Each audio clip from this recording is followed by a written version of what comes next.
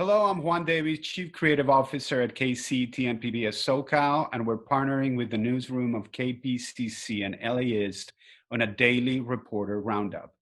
Let's start again with you, Mike, with a refresher on California's different COVID tiers. Back in August, California rolled out its four-tier color-coded system for reopening that it's been using for the last several months. While red seems bad, the worst on this list is purple. It means that COVID-19 is widespread in the county with an adjusted case rate of more than 7 new cases for every 100,000 people, or a positivity rate higher than 8%. That's also the level where most of the state was moved as of Monday. In those purple counties, which is 41 of the state's 58 counties right now, that means that many non-essential indoor business operations remain closed. That includes theme parks, bars, concert venues, indoor dining, and movie theaters, among others. And the businesses that are open often have to operate at a reduced capacity. If there are improvements, counties can move to the red tier, which means substantial spread, orange for moderate spread, or yellow for minimal spread, which allows more things to be open.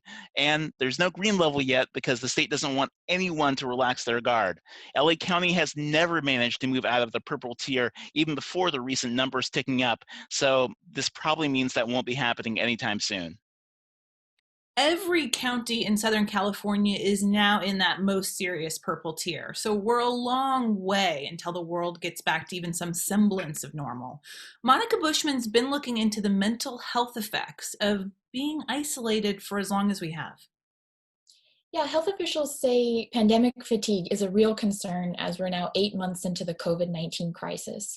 Keeping up with the precautions can be tiresome, and for essential workers and those from communities of color that have been hardest hit by the pandemic, it's especially exhausting.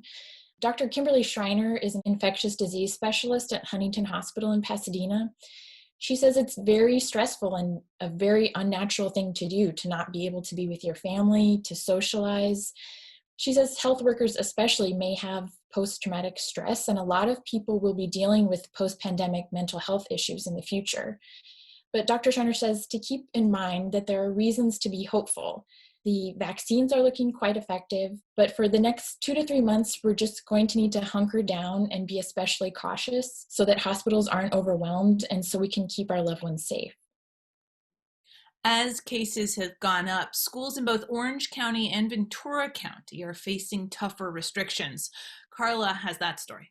Yeah, so like Mike mentioned, Orange and Ventura counties have moved back into the most restrictive tier. And that's notable because whether or not your K-12 schools are generally allowed to reopen is linked to which tier your county is in. And in this most restrictive purple tier, schools cannot reopen for in-person learning unless the school gets a waiver or the school's limiting that reopening to really small groups of students with high needs, like students with disabilities who are learning English or homeless and foster youth. Though there is an exception for those schools that had already reopened when Orange and Ventura counties were in that less restrictive tier. They will be allowed to stay open.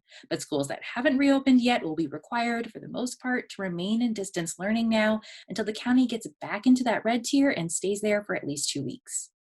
And finally today, sticking with education, Mariana has the details of a new plan state leaders are planning to roll out on early childhood education. So in California, we have a patchwork of programs. Some low-income families get help paying for childcare, others don't. Some parents pay a huge chunk of their income for these services, and then providers themselves aren't paid very much at all. And the pandemic has just made all of these problems worse. Gavin Newsom has talked about expanding and improving early childhood programs since even before he was the governor, and this plan is supposed to lay out how exactly that's going to happen. It's formally called the Master Plan for Early Learning and Care, but we don't exactly know what's in it yet. There's a meeting on Friday where state leaders and members of the public are going to get more details in one of their last chances to share their own ideas before the plan comes out in December. And we have all the details on how people can get involved in that process at laist.com. Thank you, Mariana, and thank you all the KPCC and LAist newsroom, and thank you for tuning in. We will see you tomorrow.